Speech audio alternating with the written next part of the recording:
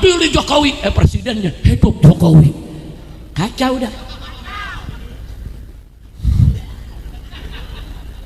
Udah lah, jangan diterusin, gue pulang ketangkep lagi ntar. Enek sing aran Mbah Hasyim Asari nol padha ngono ki enek. Arep tak tampung iku ana hukum.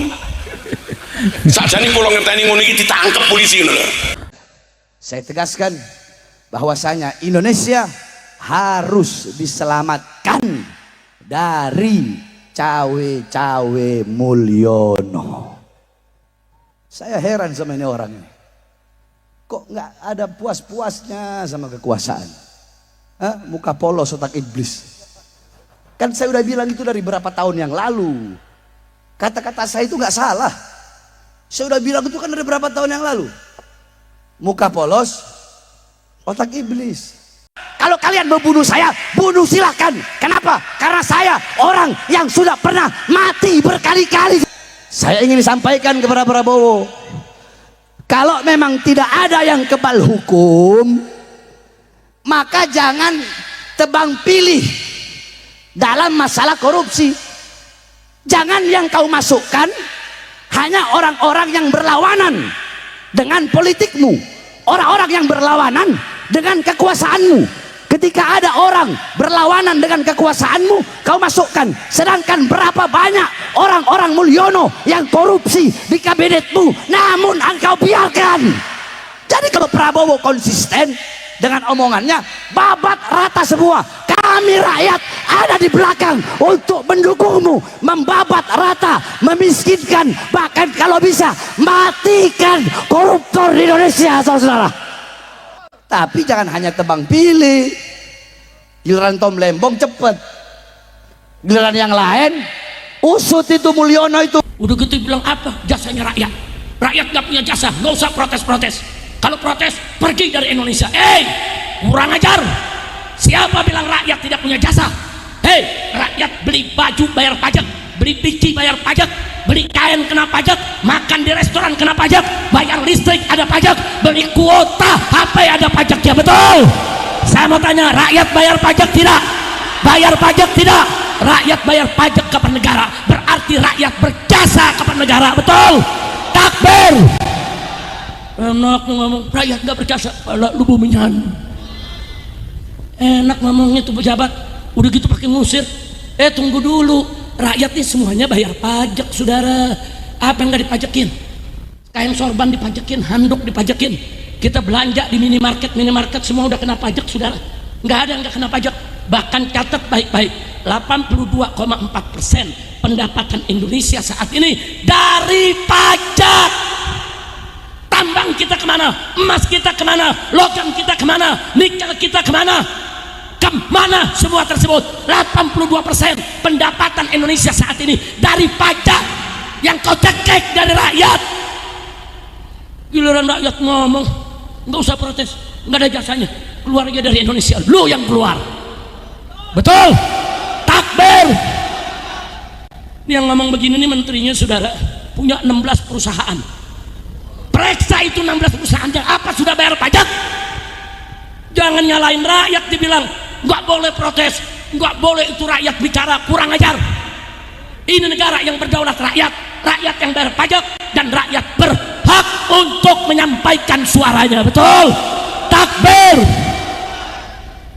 Nah, makanya saya mau tanya, jadi sekarang ini kacau tidak? Kacau tidak? Kacau, saudara.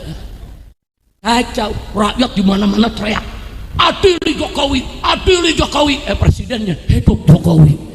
Kacau dah. Udah lah, jangan diterusin, gue pulang ketangkep lagi ntar. Kira-kira jelas gak? Jelas gak? Udah ringkesannya aja deh. Dulu zaman Pak Harto ada korupsi, tapi korupsinya kolong meja. Tahu di kolong meja? Artinya apa? Masih ada rasa malu. Ada korupsi, bukan gak ada, ada di kolong meja. Zaman reformasi korupsinya naik ke atas meja.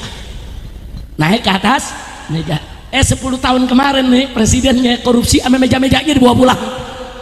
Kacau tidak? Kacau tidak? Ceramah saya lagi di beberapa daerah setelah Prabowo dilantik menjadi presiden. Saya melihat dari pidato-pidatonya.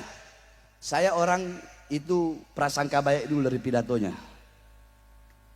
Dari pidatonya Prabowo berkata, tidak boleh rakyat yang melayani pemimpin, tapi pemimpin yang harus melayani rakyat. Bagus nggak? Bagus nggak? Dukung nggak? Dukung nggak? Kemudian ada lagi Prabowo berkata setelah dilantik, tidak ada yang kebal hukum. Bagus nggak? Bagus nggak? Bagus nggak? Prabowo berkata, kalau tidak mau bekerja, silakan keluar dari kabinet saya. Bagus nggak? Bagus nggak? Bagus nggak? Jadi Prabowo ingin menegakkan hukum yang adil, tajam di atas, tajam di bawah. Nah, kebijakan-kebijakan yang baik seperti ini wajib untuk kita dukung. Jadi kalau ada yang baik ya kita bilang baik. Kalau ada yang nggak baik ya kita bilang nggak baik. Selesai, gampang. Bahar bin Smith itu. Bahar bin Smith ada yang benar, ya dia bakal bilang benar. Salah, dia bakal bilang salah. Nggak ada tawar menawar dengan saya, saudara-saudara. Kalau kalian mau bunuh saya, bunuh silahkan. Kenapa? Karena saya orang yang sudah pernah mati berkali-kali, saudara-saudara.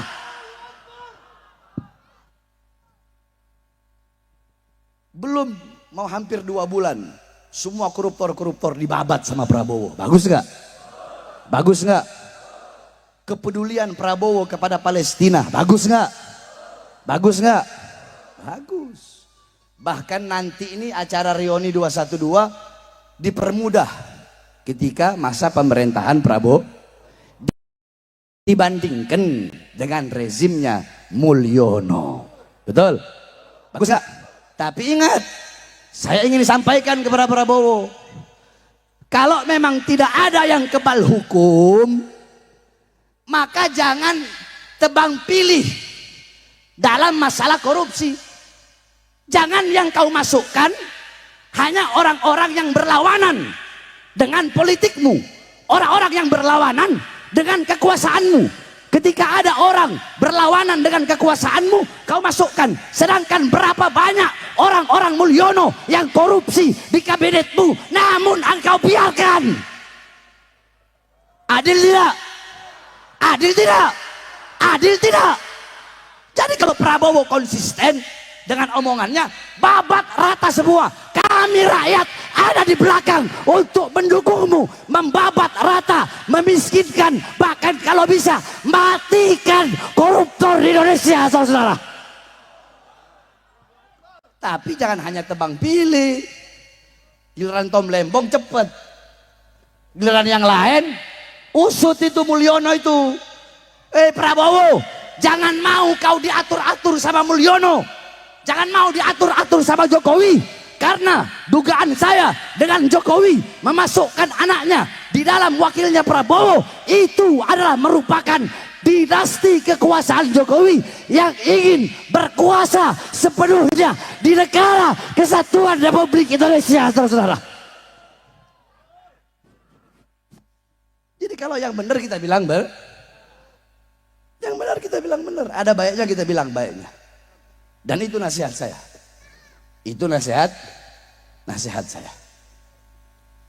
Oleh karenanya saudara-saudara sekalian, kita doakan, insya Allah Prabowo terlepas dari belenggu Jokowi. Prabowo terlepas dari belenggu-belenggu syaitan, terlepas dari belenggu-belenggu Mulyono, terlepas dari rantai-rantai politik yang membelenggunya. Mudah-mudahan Prabowo ke depan, ini kan kita belum. Kita tidak bisa bilang Prabowo begini, Prabowo belum. Karena masih 2 bulan. Nanti nunggu setahun, kita lihat bagaimana kinerjanya. Baik-baiknya kita dukung, buruk-buruknya, atau ada kebijakan-kebijakan yang menyengsarakan rakyat, tetap kita akan lawan sampai titik darah penghabisan, saudara-saudara. Tidak ada tawar-menawar, betul? Betul? Betul? Nah, oleh karenanya hadirin sekalian yang dimuliakan oleh Allah Subhanahu wa taala, terakhir wasiat saya sebelum saya tutup. Pilpres sudah selesai, betul? Pilkada sudah selesai serentak se Indonesia, betul? Jadi jangan hanya gara-gara pilkada, jangan hanya gara-gara pilpres, ustadz sama ustadz berantem. Banyak ya.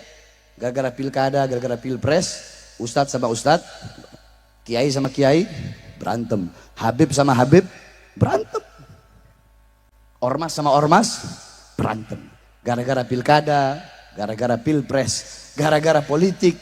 Padahal nanti kita lihat aja, mereka butuh sama kita kalau ada maunya saja, saudara-saudara. Dan ini bukan rahasia umum. Oleh karenanya pada saat ini dan di momen 212, mari kita rajut kembali tali persaudaraan kita, betul? Kita bersatu kembali. Tidak usah ada lagi saling menghina, saling mencaci, saling memaki, saling memusuhi. Udah, yang berlalu sudah berlalu, betul? Betul. Ke depan kita pererat ukhuwah kita sesama pertama, ukhuwah watoniyah, ukhuwah sesama bangsa.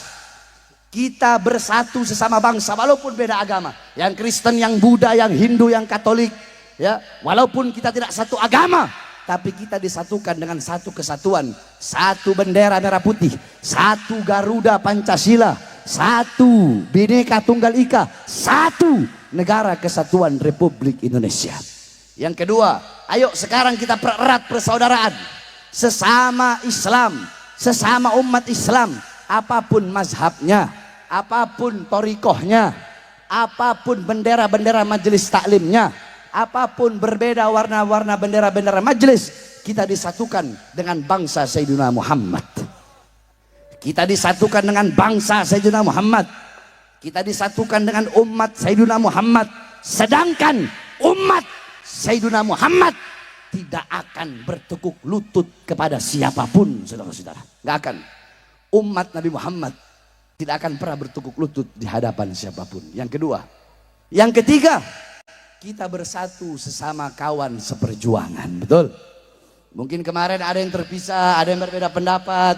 Sekarang sudah selesai. Ayo, para ustadz, para kiai, para habaib, semuanya kembali kita bersatu untuk sama-sama kita menjaga agama Islam yang kita cintai dan menjaga kesatuan negara Republik Indonesia. Dan sekali lagi saudara-saudara sekalian yang dimuliakan oleh Allah Subhanahu wa taala. Beberapa bulan ini ada banyak ancaman-ancaman kepada saya. Saya buka, ada banyak ancaman-ancaman kepada saya. Saya ingatkan kepada kalian yang mengancam-ngancam saya. Saya Bahar bin Smith. Jiwa saya jiwa pejuang. Jiwa saya jiwa pejuang. Dimanapun diletakkan, tetap saya akan bertahan.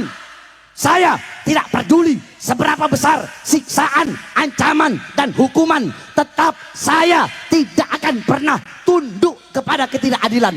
Tidak akan pernah tunduk kepada penguasa yang zalim. Tidak akan pernah tunduk kepada kemungkaran. Saya, Bahar bin Smith, akan berada di barisan paling depan, membela bangsa, membela rakyat Indonesia, walaupun tidak akan berhenti sampai mati, tidak akan mundur walaupun saya harus hancur, saudara-saudara.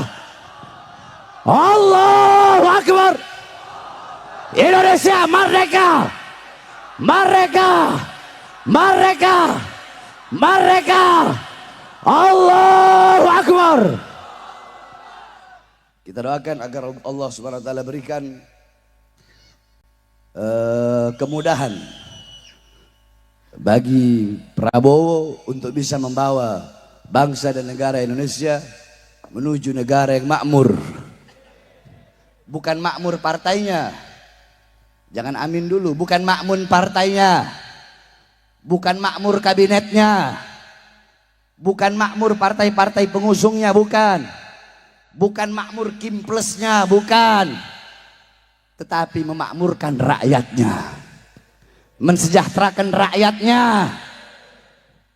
Bisa menyatukan seluruh elemen-elemen bangsa dan elemen-elemen agama di negara kesatuan Republik Indonesia.